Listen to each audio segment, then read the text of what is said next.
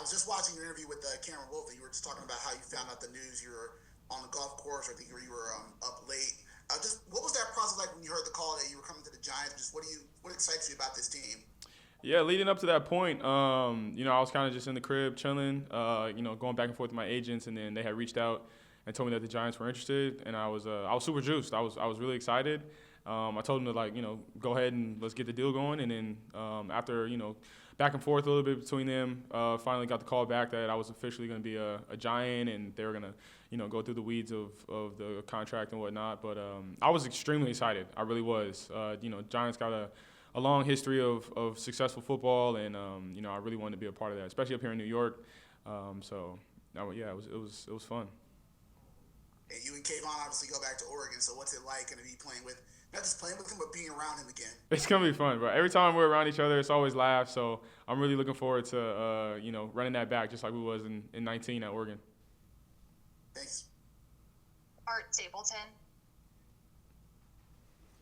Hey, Jevón, welcome, man. Thank you. How you doing? Good. How much do you view your play and view this opportunity as a chance to kind of ascend to a different level? There are good players in this league all around. There's always opportunities to kind of take your play to another level. Do you view yourself as someone who's still has a lot of potential to grow into what kind of player you can be, and why do you think the Giants give you that opportunity? Yeah, absolutely. I think the Giants and the people that they've brought in and the people that they have a desire to breed excellence, and I think that this environment is something that will allow me to be that, to grow. I absolutely think that I still have plenty of room left to grow, and I'm nowhere near my peak. So I thought that the Giants have the exact environment that I need and personnel that I need to be able to reach those new heights, and as well lead a group of men and also create a winning culture. And the Giants have a history of a winning culture, so I felt like it was the right choice. Thank you. Ryan Dunleavy. Jevón, welcome to New York. Thank you. You gave us all weekly homework now. We're going to have to listen to that podcast every week. So. Tell me, I heard on there that you somehow know McKinney, and you checked with McKinney about coming here. What's the basis of that relationship, and if you could expand a little bit on what he told you, because obviously in Giants fans' eyes, you're kind of the guy taking his spot 1 year later. Yeah, me and X have the same agent, and we had played each other in the past and have mutual respect for each other. And so once I figured out I was going to be a Giant, I reached out to him, asked him how the facility was and the people inside, and what the environment was like being a Giant. And he had nothing but positive things to say. He said I was going to love it, and that the place itself just it breeds football, and the fan base is great. So he just added to the excitement and reassured me that I made the right choice. And then if you could talk a little bit about this secondary and the idea that you're going to be here 3 years at least. Paulson's going to be here 3 years at least. Nubin and Phillips were drafted last year, so they'll be here 3 years at least. And Banks is here at least 2 more years. That's a bunch of guys around the same age who are locked up for the future. How can that build chemistry, and where can this group of the 5 guys I just named go together?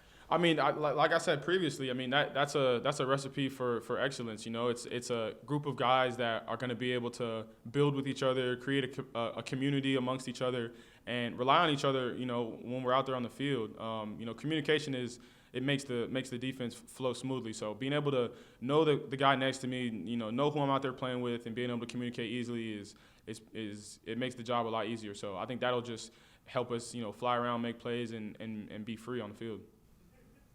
Thank you. No problem. Dan Duggan. Hey, Jevón, welcome. Hey, what's up, bro? How you doing? I'm good, man. How you doing? I'm good. You had some critical comments of the turf here a couple of years ago. I'm just curious, you're going to be playing 8 games, 9 games there. Just how comfortable are you with that turf now? I'm pretty comfortable on turf. I think practicing on grass and playing on grass a lot when I was previously with the Dolphins, and then going to turf once in a while can be difficult. But I mean, I played on turf in Oregon. I played on turf in high school, and it didn't have no effect on me then. So now I'll be fine. I just mean this particular one because you got hurt, right, at MetLife, and I know a teammate got hurt that game. So is it something about MetLife you didn't like particularly? Or? Nah, I think it was just a weird spot on the field, but I'm sure they, went over and fixed it, did what they had to do. Gotcha. And then as on the football front, you're talking about how you feel you haven't reached your peak yet. You played in like a ton of different systems. I'm sure you've seen a little bit of everything.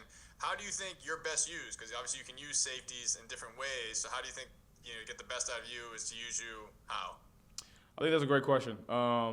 I think I fit best in a role where the coach has a plan for me and it's detailed. I don't necessarily think that in one specific way I can excel, but I think when there's detailed with a purpose behind it, then that's when I excel. It's not so much the scheme itself, but more so the direction and the way that it's explained. Gotcha. Thanks, man. No problem. Leonard. Hey, Jevon, how you doing, man? Good, man. How you doing? Doing well, doing well. Curious that when you were talking to the Giants as you were getting this deal done, did you ask them what their quarterback plans were, and did you like what you heard? No, I didn't ask them what their quarterback plans were. My job as a defender is to give the ball back to the quarterback. So whoever I'm giving the ball back to, I know that if I'm giving them the ball back, then I'm going to be helping them. So I know that they're going to pick the right guy for the organization, for the team, and he's going to help us win. And what would you say when the Giants were, courting you and signing you? What did they tell you they liked most about your game that you were going to bring to them? I think it was, it wasn't necessarily so specific. It was just that they want good football players. They want good football players to help build this young team. And I think I'm both a great football player and a young individual, but has been in leadership roles previously. So I think that's the added bonus of me being young, but also, a vet and going into my 5th year. And, help put direction into, a young DB room. And I think that's what they're looking for. And I feel like that, I check those boxes. Thanks, man. No problem. We'll take 3 more. Charlotte Carroll. Hey, Jevon, how's it going? Hey, how you doing, Charlotte? Good. I wanted to follow up on Dan's question, actually. When you talk about, the coach having a plan for you and detailed, what did they tell you that plan was, kind of to best use you?